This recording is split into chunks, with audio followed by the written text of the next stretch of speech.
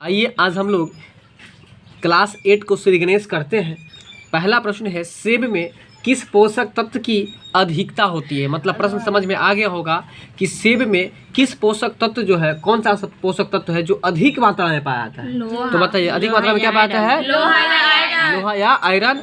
और उस लोहा की कमी से कौन सा बीमारी होता है? एनीमिया रोग। एनीमिया होता है। क्या होता है? एनीमिया रोग। एनीमिया होता है। बात समझ में आ रहा है? अब आगे चलिए, तो बच्चे बताएंगे आप लोग कि सेब में किस तत्व की अधिकता होती है। बताइए विकिरण चिकित्सा में प्रयुक्त जो नोबेल गैस है वो कौन सा गैस आता है? रेडोन आता है। उस गैस का क्या नाम है? रेडोन। रेडोन नाम है। क्या नाम है? चलिए, जब बर्फ के दो घनों को एक दूसरे के ऊपर दबाया जाता है, क्या किया जाता है? दबाया जाता है। तो उनके पिघल कर एक हो जाने का कारण क्या है? कहने का मतलब क्या है कि जब हम लोग बर्फ को एक दूसरे के ऊपर दबाते हैं तो उनके वो जो पिघलता है, पिघलने का कारण क्या है? पिघलने का कारण है सहसंयोजक आकर्षण। क्या कारण है? सहसंयोजक आकर्षण। कहने का मतलब दबा के रखेंगे तो ऐसा नहीं जो नहीं पिघलेगा, पिघलेगा लेकिन देरी से पिघलेगा। कैसे पिघलेगा? देरी से। तो याद रखिएगा कि जब बर्फ के दो घनों को एक दूसरे के ऊपर दबाया जाता है तो उनके जो पिघल जाते हैं, उनके पिघल कर एक हो जाना, पिघल कर एक, अरे मान चलिए पिघल करके जो उसका पानी निकलेगा तो एक होकर के निकलेगा ना, उसको क्या कहते हैं? सहसंयोजक आकर्षण कहते हैं। बात समझ में आ रहा है?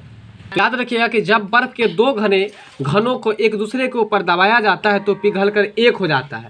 और एक होने का कारण क्या है? सहसंयोजक आकर्षण के कारण। क्योंकि सह मतलब क्या होता है? साथ होना। तो दोनों साथ हो जाता है उसमें ना, साथ मिलकर पिघल करके अपना नीचे चला आता है। अगला है कि कार्बन का परमाणु क्रमांक 6 है।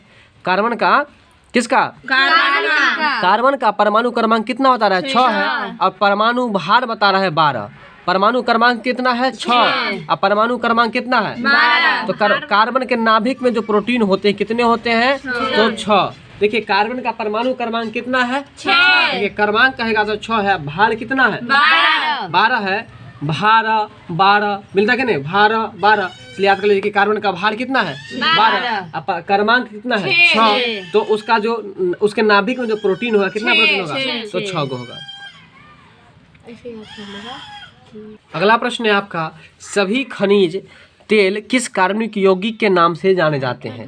तो सबसे पहले आप लोग एक क्वेश्चन पढ़े थे ना कि वनस्पति तेल या घी जो बनाया जाता है किस प्रक्रिया के द्वारा? उसी पर सेट कर लीजिए कि सभी खनिज तेल किस कार्बनिक यौगिक के नाम से जाने जाते हैं। तो सभी खनिज तेल किस कार्बनिक यौगिक के नाम से जाने जाते हैं? हाइड्रोकार्बन के नाम से। किसके नाम से? सभी खनिज तेल किस कार्बनिक यौगिक के नाम से जाने जाते हैं? तो हाइड्रोकार्बन के नाम से। ठीक है, तो सभी खनिज तेल किस कार्बनिक यौगिक के नाम से जाने जाते हैं? हाइड्रोकार्बन के नाम से जाने जाते हैं। ठीक ना? तो बताइए सभी खनिज तेल किस कार्बनिक यौगिक के नाम से जाने जाते हैं? हाइड्रोकार्बन के नाम से। तेल पर ही याद कर लीजिएगा कि वनस्पति तेल जिस तरह से हाइड्रोजनीकरण के द्वारा होता है, बनता है, उसी तरह से आपको सभी खनिज तेल किस कार्बनिक यौगिक के नाम से जाने जाते हैं? हाइड्रोकार्बन के नाम से। अगला प्रश्न है, फलों को पकाने के लिए किसको? फलों को पकाने के लिए किसका उपयोग किया जाता है? एथिलीन का। अगर फल को पकाना होगा तो आप लोग एथिलीन नाम के एक रसायन का मतलब केमिकल का यूज कीजिएगा। किसका यूज कीजिएगा? फल को पकाने के लिए किसका यूज कीजिएगा? एथिलीन का यूज कीजिएगा। किसका यूज कीजिएगा? एथिलीन का यूज कीजिएगा। ठीक है, तो अगला प्रश्न है, सीरे या मोलेसेज से अल्कोहल का मतलब? अल्कोहल मतलब शराब होता है। अल्कोहल मतलब क्या होता है? शराब। तो सीरे से अल्कोहल प्राप्त करने के लिए किस विधि का प्रयोग किया जाता है? ठीक है, तो किण्वन विधि। कौन सा विधि है? इसको अंग्रेजी में क्या कहते हैं बताइए आप लोग? फर्मेंटेशन। क्या कहते हैं? फर्मेंटेशन कहते हैं। ठीक है, तो सीरे से अल्कोहल प्राप्त करने के लिए प्रश्न क्या है? सीरे से अल्कोहल प्राप्त करने के लिए किस विधि का इस्तेमाल किया जाता है? किण्वन विधि का। सीरे या उसी को हम लोग मोलेसेज भी कहते हैं। सीरे या मोलेसेज से अल्कोहल प्राप्त करने के लिए किस विधि का इस्तेमाल किया जाता है? किण्वन विधि का। किसका? किण्वन बोलते हैं हम। किण्वन, ठीक है ना।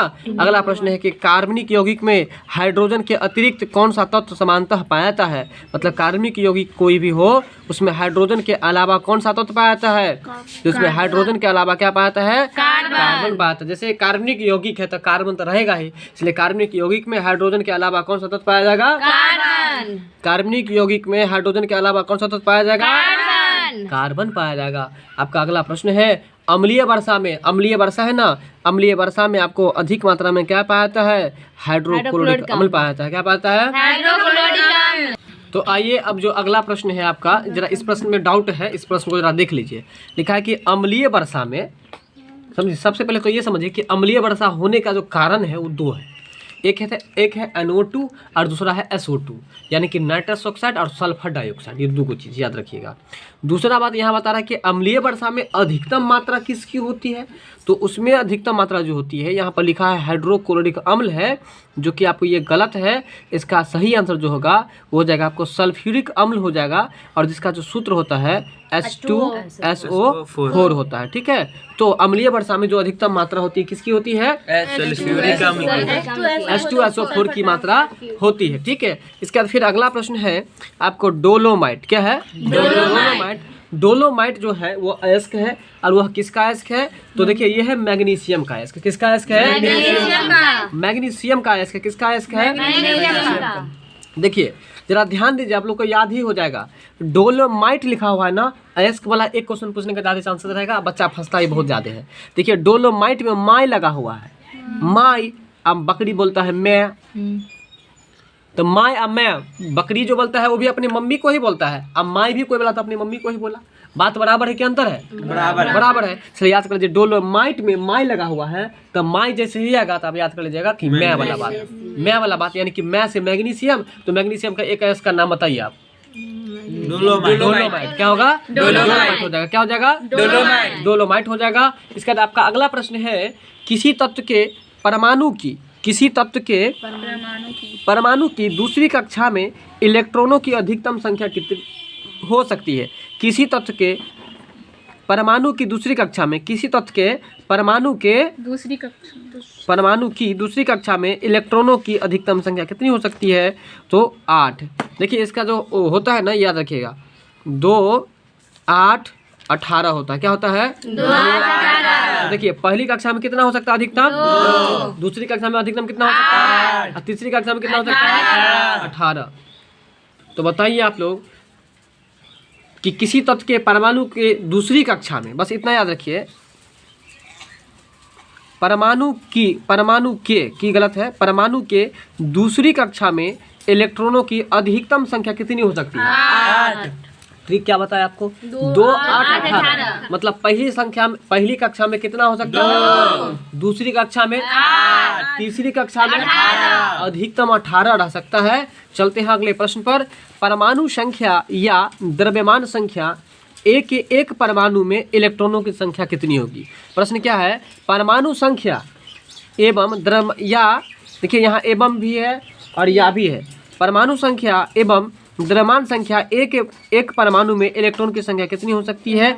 A to Z ये प्रश्न में कुछ अधूरा है, इसको छोड़ दीजिए। चलते हैं हम लोग अगले प्रश्न पर। तो लाफिंग गैस के बारे में हम लोग कल के क्लास में चर्चा किए थे।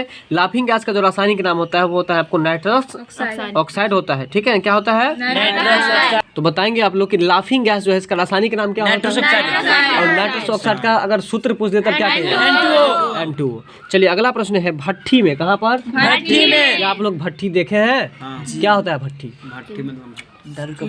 नहीं, भट्ठी का मतलब चूल्हा वाला भट्ठी। भट्ठी का मतलब क्या होता है, चूल्हा वाला भट्ठी जो होता है, बड़ा बड़ा लाइन होटल सब में जाइएगा तो चूल्हा बना रहता है बड़ा बड़ा, उसको भट्ठी बोला जाता है। तो भट्ठी में डबल रोटी बनाते समय, डबल रोटी समझते हैं आप लोग, जिसको ब्रेड बोलते हैं, क्योंकि ब्रेड पर एक के बाद दूसरा डालता है ना तो क्या हो जाता है, डबल, तो इसीलिए उसको कहा जाता है डबल रोटी, ठीक है जी। कि अम्लीय वर्षा में किसकी मात्रा अधिकतम होती है, सल्फ्यूरिक का सूत्र क्या होता है, बहुत अच्छा। अब ये बताइए आप लोग कि लाफिंग गैस का सूत्र क्या होता है, N2, ठीक है ना। लाफिंग गैस का देखिए, अगर आप हंसीएगा ना तो हम आपको मना करेंगे कि नहीं हंसो, 2 बार मना करेंगे, नहीं हंसो, नहीं हंसो, तो इसलिए N2, 9 से नहीं हंसो तो इसलिए N2। बात समझ में आ रहा है, तो याद रखिए। हाँ N2 इसका तो O है, बात समझ में आ रहा है? तब ये कहेगा कि ओ हमको 2 बार बोल दिया। बात समझे कि नहीं? इसलिए याद रखिए क्या है कि इसमें बच्चा फंसता है। अभी हम फंस रहे हैं ना NO2 और N2O में, तो इसलिए आप लोग याद रखिए कि लाफिंग गैस रहेगा तो हम 2 बार कहेंगे कि नहीं हंसो, तो 9 से नहीं हंसो मतलब N 2 बार कहेंगे, इसलिए लाफिंग गैस का जो सूत्र हो जाएगा N2O हो जाएगा। क्या हो जाएगा? अच्छा, भट्ठी में डबल रोटी पर चर्चा चल रही थी। भट्ठी में डबल रोटी बनाते समय खमीर, जिसको अंग्रेजी में हम लोग ईस्ट कहते हैं, क्या कहते हैं? ईस्ट कहते हैं, मिलाने का क्या कारण है? तो उसमें हम लोग खमीर इसलिए मिलाते हैं कि वो नरम और स्पंजी हो जाए।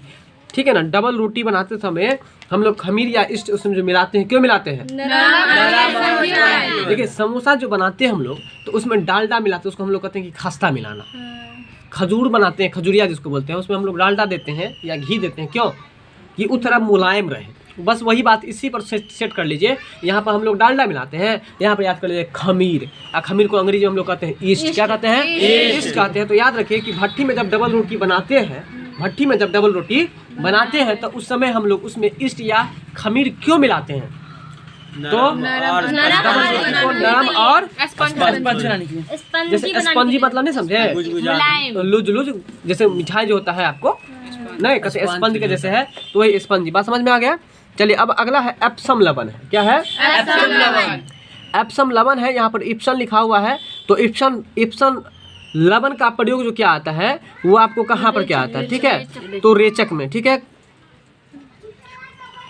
एप्सम लवण का प्रयोग कहाँ पर क्या आता है? रेचक में। एक नया प्रश्न है हमारे लिए भी, इसलिए इस प्रश्न को आप लोग याद ही रखिएगा कि एप्सम लवण का प्रयोग कहाँ पर क्या आता है? रेचक में। बताइए आप लोग कि एप्सम लवण जो है वो आपका उसका प्रयोग कहाँ पर किया जाएगा? एप्सम लवण का इसका प्रयोग जो है आपको रेचक में। कहाँ पर? रेचक में। एप्सम लवण का प्रयोग कहाँ पर किया जाएगा? रेचक में किया जाएगा। ठीक है ना? तो एप्सम लवण का जो प्रयोग होता है कहाँ पर? रेचक में। समझ आता है? रेचक से एक याद आ गया, चेचक। तो बताइए चेचक किस चीज से होता है? वायरस यानी कि विषाणु से होता है। अगला प्रश्न है किसी रेडियो सक्रिय वस्तु से उत्सर्जित अल्फा किरणें, अगर किसी रेडियो सक्रिय वस्तु से उत्सर्जित मतलब निकलने वाला अल्फा किरण जो है वह आपको क्या रहता है? तो हीलियम नाभिक रहता है। क्या रहता है? किसी रेडियो सक्रिय वस्तु से उत्सर्जित अल्फा किरणें जो रहती है वो क्या रहता है? हीलियम नाभिक रहता है। ठीक है, याद रखिएगा कि रेडियो सक्रिय वस्तु से जो निकलने वाला अल्फा किरण होता है वो क्या होता है? हीलियम नाभिक। तो हीलियम नाभिक रहता है। अगला प्रश्न है कैथोड किरण। कौन किरण? कैथोड किरण जो है आपको क्या है? तो कैथोड किरण इलेक्ट्रॉनों की एक धारा है। कैथोड किरण क्या है? इलेक्ट्रॉनों की एक धारा है। ठीक है, कैथोड किरण क्या है? इलेक्ट्रॉनों की एक धारा है। इसका अगला प्रश्न है जर्मेनियम क्रिस्टल में आबंध है। देखिए आबंध का मतलब होता है बंधन। ठीक है, ये केमिस्ट्री का बॉन्ड चैप्टर पढ़िएगा, रासायनिक बंधन, तब जाकर के बहुत सारा कुछ पता चलेगा। तो जर्मेनियम क्रिस्टल में आबंध है। कौन सा बंधन है? तो सहसंयोजी। जर्मेनियम क्रिस्टल में देखिए जब किसी का अगर कोई घर उड़ जलने लगता है मतलब जरने लगता है तो हम लोग उसको क्या करते हैं? सहयोग करते हैं ना। इसलिए याद कर लीजिए कि जर्मेनियम क्रिस्टल में आपको आबंध कैसा है? सहसंयोजी है। जर्मेनियम क्रिस्टल में आबंध कैसा है? सहसंयोजी। चलिए किसकी उपस्थिति के कारण से, क्या बोले हम? किसकी उपस्थिति के कारण से तेल संपन्न बीजों को लंबी अवधि तक उनके तेल में किसी परिवर्तन के बिना जमा किया जा सकता है। ठीक है, इस प्रश्न को छोड़ दीजिए। धातु तार में, किसमें? धातु तार में विद्युत धारा का जो प्रवाह होता है, बिल्कुल सही बात है। धातु तार का मतलब क्या हुआ? लोहा का जो तार होता है उसमें इलेक्ट्रिक करंट जो प्रवाह करता है वो किसके कारण से? जरा प्रश्न को समझिए। लोहा का जो तार होता है या तांबा का तार, किसी का तार होता है ना, तो उसमें आप लाइन यहाँ देते हैं और यहाँ पर जलने लगता है। क्यों? क्योंकि यहाँ से इलेक्ट्रॉन पर यहाँ से ऐसे जाता है, मतलब करंट में, धारा में क्या रहता है? और हमको ठीक है ना, तो बताएंगे आप लोग कि धातु तार में जो विद्युत प्रवाह होता है ना धारा का, उसमें क्या रहता है? तो उसमें इलेक्ट्रॉन रहता है। क्या रहता है? इलेक्ट्रॉन। तो बताइए तो इलेक्ट्रॉन पर कौन आवेश रहता है? बहुत अच्छा। इलेक्ट्रॉन क्या है? अगर आपसे प्रश्न पूछते कि इलेक्ट्रॉन क्या है? एक परमाणु कण है। क्या है? चलिए वोल्टीय सेल क्या है? वोल्टीय सेल में विद्युत अपघट्ट जो है ये है क्या है? तो गंधक का अम्ल है। ठीक है ना, वोल्टीय सेल में विद्युत अपघट्ट क्या है? तो गंधक का अम्ल है। चलिए इस प्रश्न को भी आप लोग छोड़ दीजिए।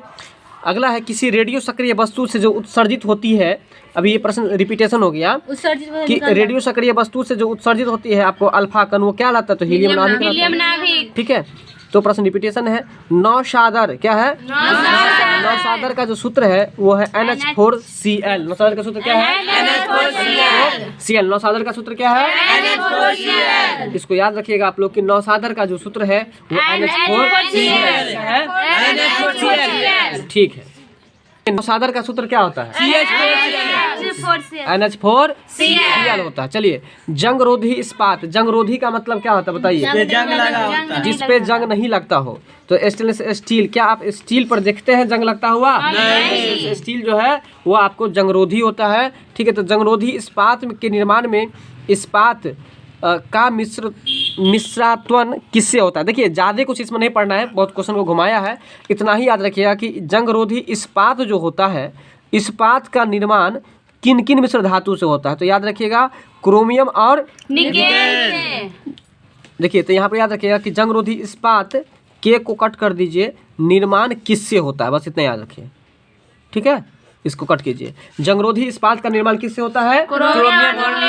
क्रोमियम और निकेल से। जंगरोधी इस्पात का निर्माण किससे होता है? क्रोमियम और निकेल से होता है। ठीक है, नौशादर का सूत्र क्या होता है?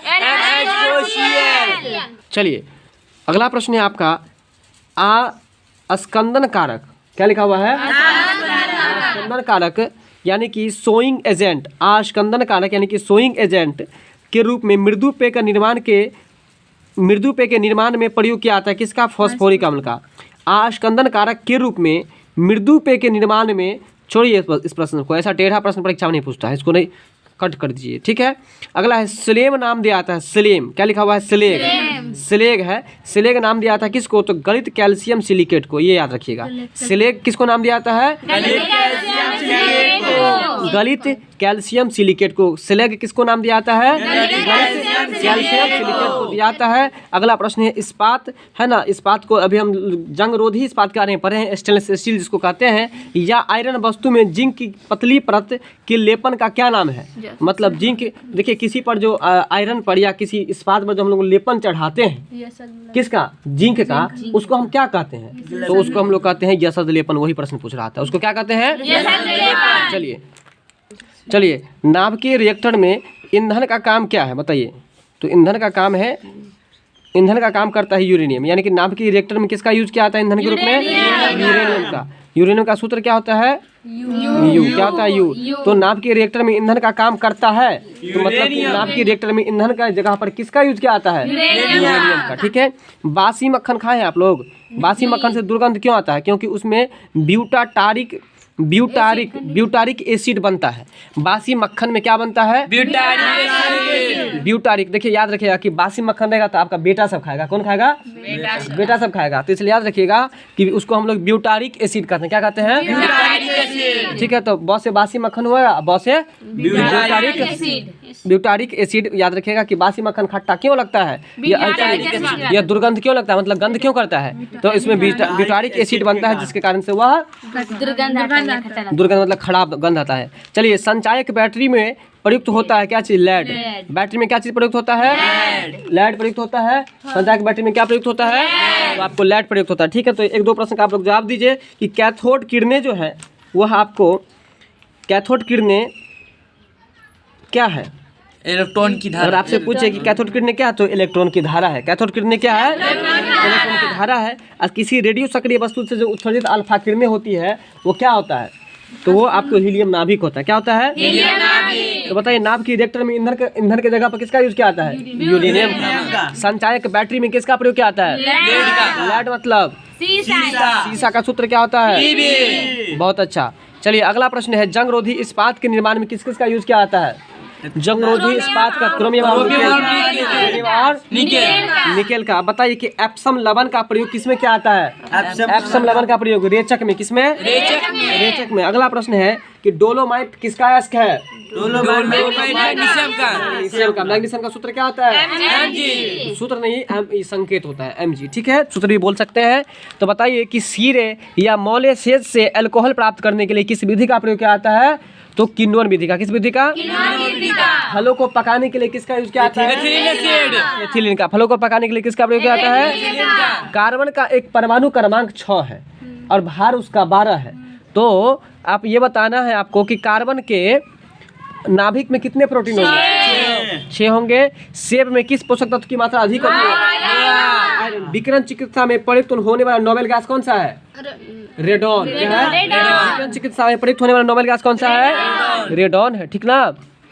अब बताइए कि अम्लीय वर्षा में किसकी मात्रा अधिक होती है? चलिए, जर्मेनियम क्रिस्टल में कौन सा आबंध होता है? जर्मेनियम, जब किसी का घर जड़ जाएगा तो आप सहायता कीजिएगा।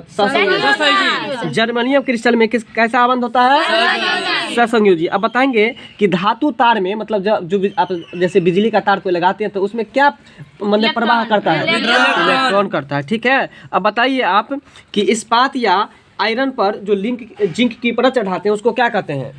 यशद लेपन। क्या कहते हैं? यशद लेपन कहते हैं, ठीक है। वीडियो अच्छी लगी हो तो लाइक शेयर सब्सक्राइब जरूर कीजिएगा। मिलते हैं नेक्स्ट वीडियो में। Thanks for watching this video.